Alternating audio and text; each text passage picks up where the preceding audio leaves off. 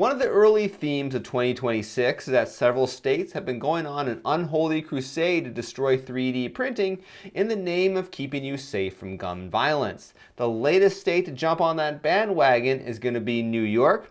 Let's take a quick look here at an excerpt from a speech Kathy Hochul, the governor of New York, gave a little while ago. Governor Hochul, so if we're going to keep getting guns off the streets in traditional ways through the iron pipeline, they're creating the plastic pipeline in their own homes. That's what ghost guns are all about. So what I am proposing, we will require all 3D printers sold in the state of New York to include software that blocks the production of guns and their components. You cannot sell one of those in the state of New York when we pass these laws. And there's some more details going on about what the governor is thinking for this particular type of proposal. Now, unlike the bills in Washington and California, the way that Governor Hochul is going about this is a bit more insidious. However, this is not the first time that the state of New York has tried to cripple 3D printers.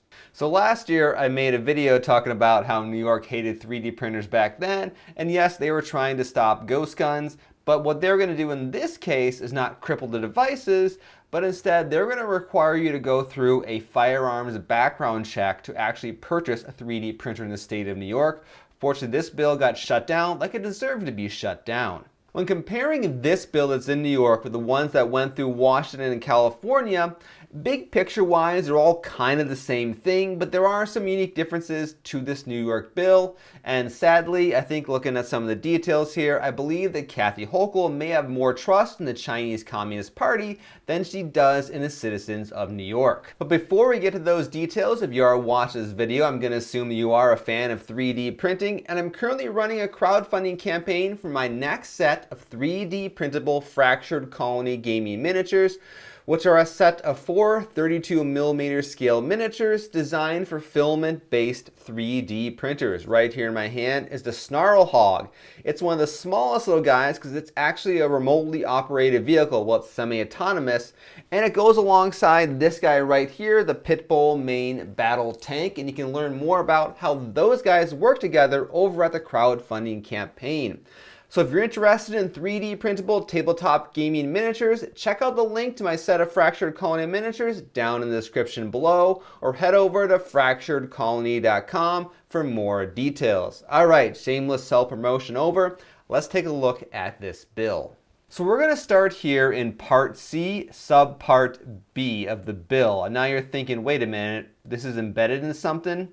And that is why this bill is so much more insidious than what happened in Washington and California, but we'll get to that here in just a little bit. Where I want to start off is first of all, take a look at the dimension of three-dimensional printer for the state of New York, because this has varied from state to state. Three-dimensional printer means any machine capable of rendering a three-dimensional object from a digital design file using additive manufacturing, or any machine capable of making three-dimensional modifications to an object from a digital design file using subtractive manufacturing. Like Washington State, a 3D printer here in New York does cover CNC machines. So this is more than just your 3D printers. Of course, blocking technology means hardware, software, firmware, or other integrated technological measures capable of ensuring a three-dimensional printer will not proceed to print any print job unless the underlying three-dimensional printing file has been evaluated by a firearms blueprint detection algorithm and determined not to be a printing file that would produce a firearm or illegal firearm parts. And then there's some other things here talking about what this algorithm is. In case if you're wondering what an illegal firearm part was, you can find that information right here. Now, one of the things that is different about this bill is it's kind of lacking in details on the workflow compared to what we saw in the other states. So a moment ago here, I just read this blocking technology definition, and while it does mention firmware and software, it doesn't really talk a whole lot about the slicer, the communication between the printer and the slicer, and some of those things like that some of the other bills had already laid out. And the reason for that is those details, according to this bill, have actually not been sorted out yet. So what does this bill actually do? Let's take a look at this section right here. Within 90 days of the effective date of this section, the division, the Department of State, and the State University of New York shall convene a working group which shall include experts in additive manufacturing technology, artificial intelligence, and digital security, firearms regulation, public safety, consumer product safety, and any other relevant disciplines determined by the division to be necessary to perform the functions prescribed herein. No later than 1 year after the working group convenes, the working group shall make recommendations regarding the minimum safety standards a three-dimensional printer's blocking technology must meet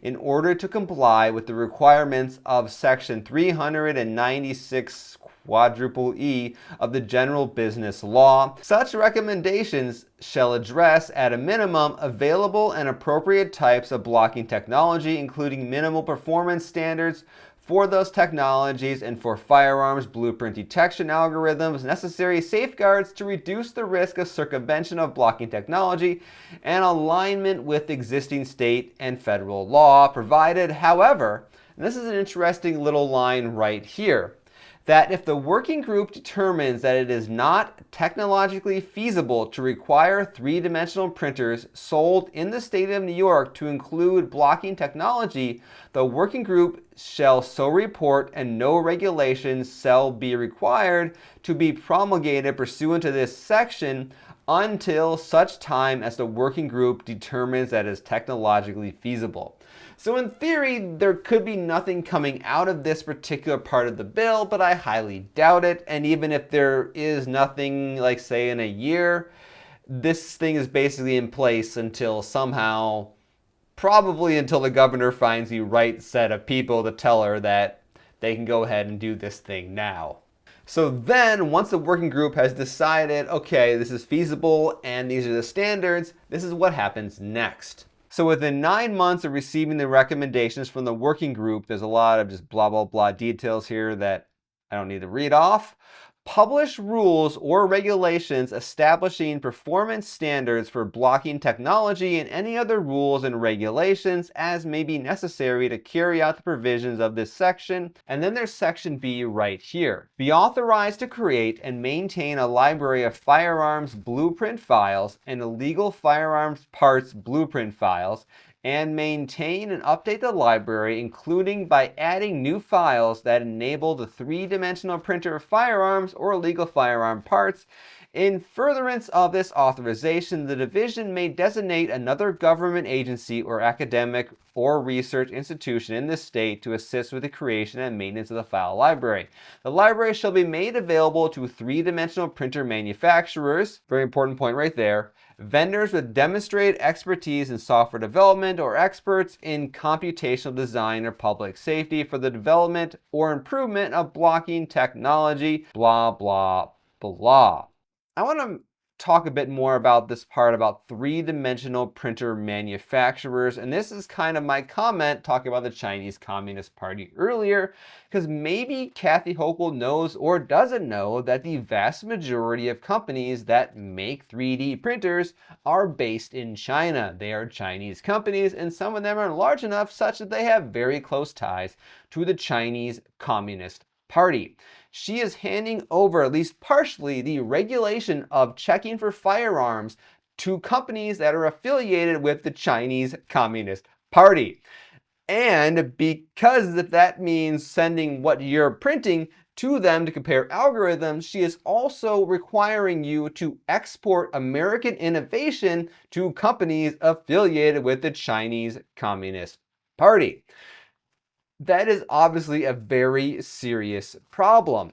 Now, there's one more important part of this bill that I really want to mention, because I've talked before when it came to Washington and California, how states really can't set up border checkpoints to stop random 3D printers being mailed into their state, because that's not how this country operates. However, there's an additional piece of this legislation that does not appear in either California or Washington's bill.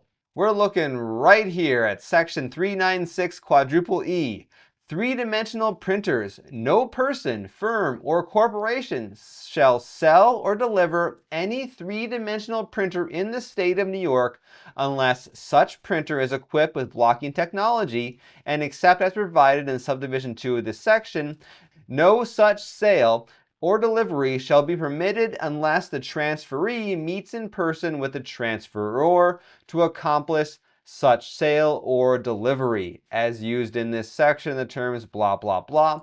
So in the state of New York, if you want to buy a 3D printer or a CNC machine, you're pretty much going to have to go into a store and perform the transaction there. Maybe you can go to the store, order it online from the store, and have it delivered to your house.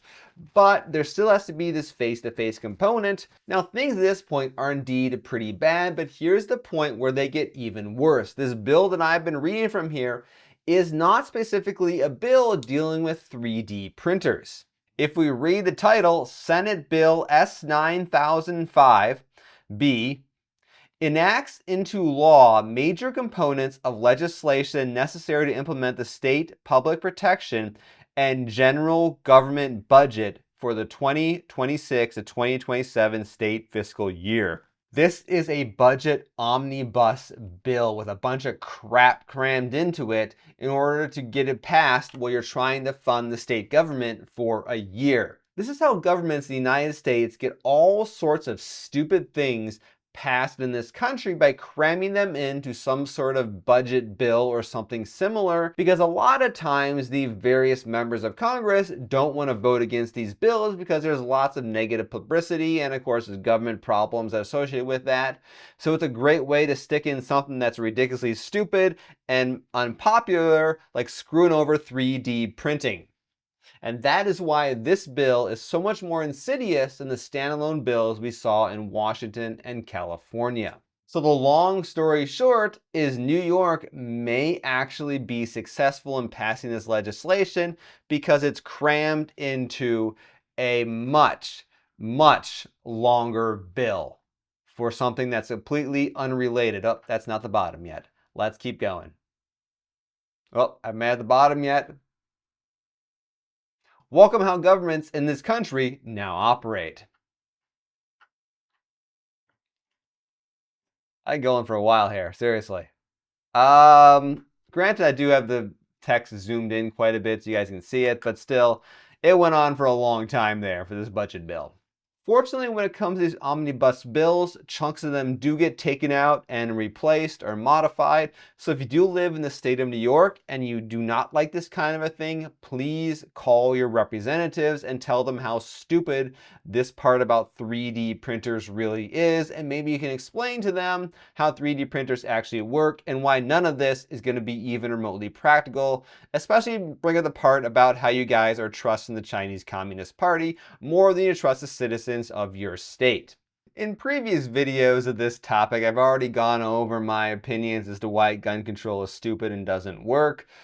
And in the time since that last video is recorded, we've seen yet another tragic example, how there's far more ways for people to commit awful forms of violence than simply just firearms, and therefore banning firearms is only going to get you so far, and you're going to end up having to ban things like knives, swords, fireworks, in this case, cars, who knows what, if you want to actually try to control violence, because at the end of the day, the cause of violence is not the tool being used, but essentially the crappy morality that the person has. And when it comes to kind of moral philosophy, there's the idea that civil law, which is the laws that make up a country or a state or whatever may be, is a form of morality. And while that may be true, given the sheer quantity of people that commit crimes each year, being, I guess, punished by civil law is clearly not a whole lot of a motivator for people to want to reduce their violent tendencies.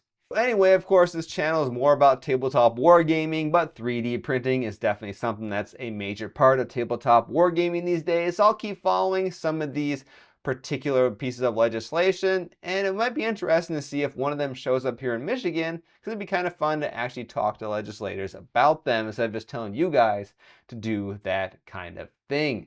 So thank you all for watching. I'm Jason, the creator of the Tabletop Battlefield, and if you want to check out my Fractured Colony 3D printable gaming miniatures, check out the link in the description below. All right, until next time.